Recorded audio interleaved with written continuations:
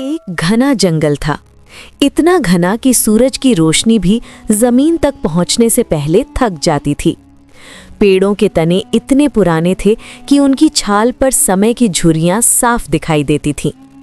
हवा जब चलती तो पत्तों की सरसराहट किसी बूढ़े इंसान की आह जैसी लगती।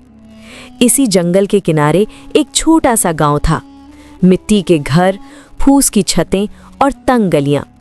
यहाँ रहने वाले लोग अमीर नहीं थे, लेकिन उनकी जिंदगी मेहनत और सब्र से भरी हुई थी। इसी गांव में रहता था याकूब, एक साधारण सा लकड़हारा। याकूब का दिन सूरज उगने से पहले शुरू होता था। फज्र की अजान होते ही उसकी आंख खुल जाती। वो उठता, ठंडे पानी से वुज़ू करता और अपने छोटे से घर के कोने में नमाज पढ़ता। उसके पास ज्यादा कुछ नहीं था, एक कुल्हाड़ी, एक पुराना थैला और दिल में ढेर सारा बोझ। उसकी पत्नी आयशा अक्सर बीमार रहती थी। कमजोरी, खांसी और थकान ने उसे जल्दी बूढ़ा कर दिया था। डॉक्टर दूर शहर में था और दवा के लिए पैसे चाहिए थे। याकूब का एक बेटा भी था, हसन, नन्हा सा मासूम, जिसकी आंखों में सपने थे लेकिन पेट में अक्सर भूख।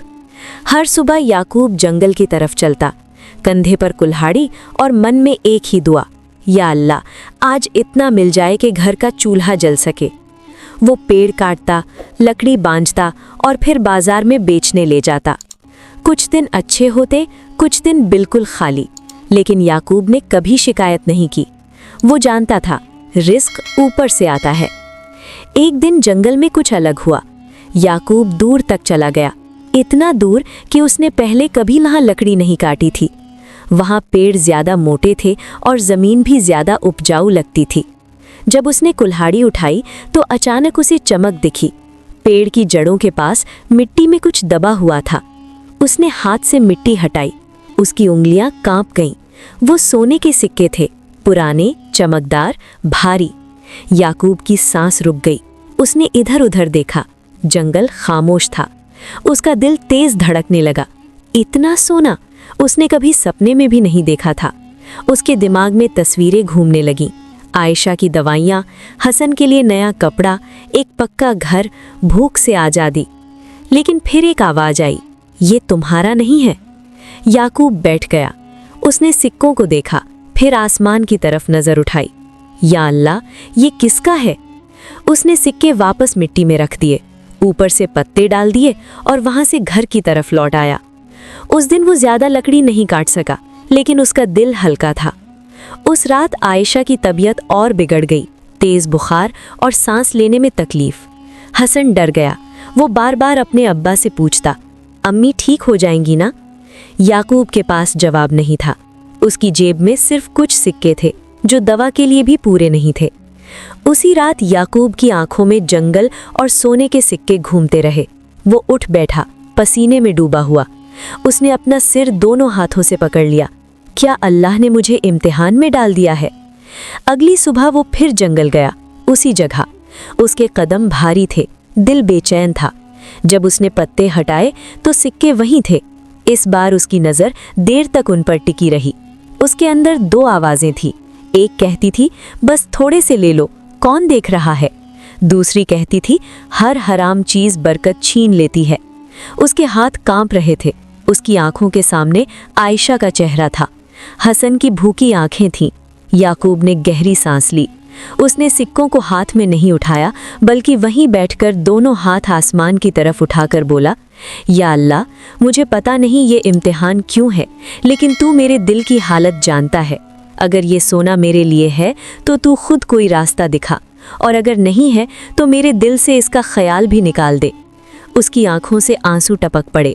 कुछ पल तक जंगल में सिर्फ उसकी सिसकियां थीं। फिर उसने मिट्टी पूरी तरह से हटा दी और सिक्कों को एक कपड़े में बांध लिया, लेकिन घर ले जाने के लिए नहीं। वो सीधे गांव की तरफ नहीं गया। उसने रास्ता बदला और शहर की ओर चल पड़ा। शहर पहुंचने में उसे आधा दिन लग गया। पैरों में छाले पड़ गए, लेकिन वो रुका नहीं। शहर में एक पुरानी मस्जिद थी, जहां एक बुजुर्ग काजी रहते थे, ईमानदार और नेक। उन्होंने याकूब को सारी बात बता दी। जंगल, सोना, बीमार पत्नी, भूखा बच्चा, कुछ नहीं छुपाया। काजी साहब चुपचाप सुनते रहे। फिर उन्होंने कहा, बेटा, ये सोना ज़रूर किसी ज़माने में यहाँ छुपाया गया होगा, इस पर तुम्हारा हक नहीं, लेकिन तुम्हारा सब्र अल्लाह के यहाँ ज़रूर लिखा जा चुका है। उन्होंने शहर में ऐलान करवाया। दिन बीते, लोग आते रहे, पूछताछ हुई। तीसरे दिन एक बूढ़ा आदमी कांपता हुआ मस्जिद आया। उसकी आंखों में आंसू थे। ये मेरे बाप का था, उसने कहा। डाकुओं के डर से उन्होंने जंगल में छुपाया था, फिर वो लौट ही नहीं पाए। उस बूढ़े आदमी ने याकूब के हाथ पकड़ लिए। अगर तुम न होते तो ये अमानत कभी न मिलती।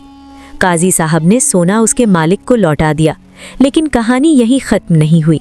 उस बूढ़े आदमी ने सबके सामने कहा, इस ईमानदार आदमी ने मेरे बाप की अमानत बचाई है। मैं गवाह बनाकर कहता हूँ, इस सोने का एक हिस्सा याकूब का हक है।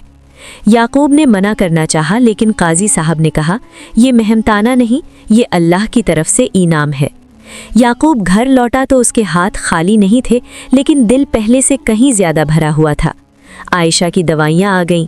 हसन के चेहरे पर पहली बार पेट भरने की मुस्कान थी। कुछ महीनों में आयशा की तबीयत संभलने लगी। याकूब ने लकड़ी का छोटा सा काम शुरू किया। लोग उस पर भरोसा करने लगे, क्योंकि ईमानदारी की खुशबू सबसे दूर तक जाती है। याकूब कभी अमीर आदमी नहीं बना, लेकिन वो कभी भूखा भी नहीं सोया।